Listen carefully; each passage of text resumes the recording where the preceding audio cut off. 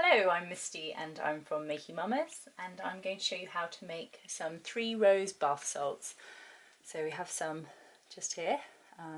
It's got quite a luxurious bath salt with rose petals in, rosehip infused oil, and also rose geranium essential oil to make up our 3 oils. So it's a really lovely thing to make for yourself, or alternatively a nice gift to make for someone else as well. So it's pretty simple. It's very much a 5-minute makey, so let's have a go. Okay, so first up we have some Epsom salts, are very readily available from chemists and health food shops. So they're made up of magnesium and sulfate minerals, and when they're absorbed through the skin it helps to draw toxins from the body, reduces swelling, relaxes muscles. They're also found to be an emollient and also an exfoliator as well. Okay, and next up we have some just regular sea salt. This is a coarse variety. It's quite a nice quality one as well. It's different to just sort of the normal table salt that you'd buy in the supermarket, but very readily available. So salt contains a huge amount of beneficial minerals and nutrients that are very easily absorbed and beneficial for the skin. It can also help with psoriasis and also to potentially relieve arthritis pain. Okay, and this is our rosehip infused oil. So this is some rosehips that I picked last autumn time from our local cycle path, and I did a hot oil infusion in sweet almond oil. So not only do you reap the benefits of using the almond oil, which is a light, nourishing sort of oil that's quite rich in protein, the rosehips are sort of a very common hedgerow fruit, and they're renowned for their high vitamin C content. So this oil will really help really penetrate the skin quite quickly. Has good moisturising qualities. So rosehip oil has been described as the oil of youth. So it's often found in lots of skincare products. And up we have rose geranium essential oil. So it's a very lovely rosy smelling, uplifting and balancing oil. It's good for both dry and also oily skins. Has antiseptic and healing properties. So again, used in lots of skincare products. It's sort of rose essential oil's kind of poor cousin, if you like, but it's really lovely smelling in its own right, and it's a lot cheaper. Okay, and finally we just have some rose petals. So in order to make our 3-rose bath salts, it's really as simple as mixing all 5 ingredients together. So I've got my electric scales here. I'll never go back to using manual scales after I've used electric. I'm going to put my bowl on, set the scales to 0. Okay, so first up we've got 150 grams of Epsom salt to go in.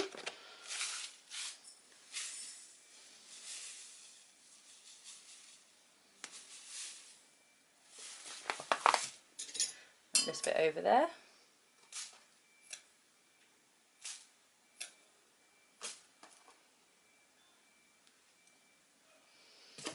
Okay, and next up we have 150 grams of sea salt.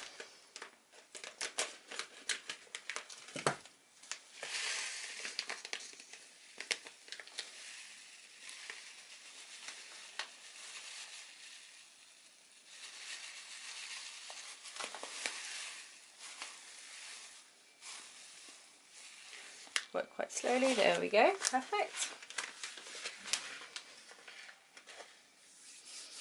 And then we're going to add 2 teaspoons of our rosehip infused oil, a lovely oil here. I'm actually using this on my face at the moment just as a overnight facial oil. I absolutely love it. Okay, so I'm just going to add 2 teaspoons.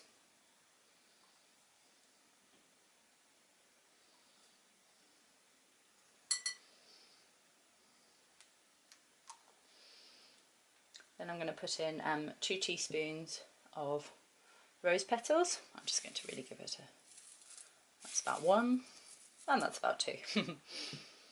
Okay, and finally we're going to put in 16 drops of our rose geranium essential oil. So for those of you who haven't worked with essential oils before, they can come out of the bottle, out of the dripper, sort of really quickly or really slowly. So depending, you have to be sort of quite patient, or you have to slow down. So just going to give our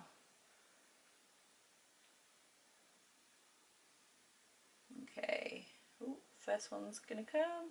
Okay, 1, 2, 3, 14, 15 and 16. So now we've got all our ingredients in our bowl. Just going to give it a really good mix up. Make sure the oils, the rosehip infused oil and also the rose geranium essential oil are really mixed in. And that's all there is to it. I'm going to pour it into our container.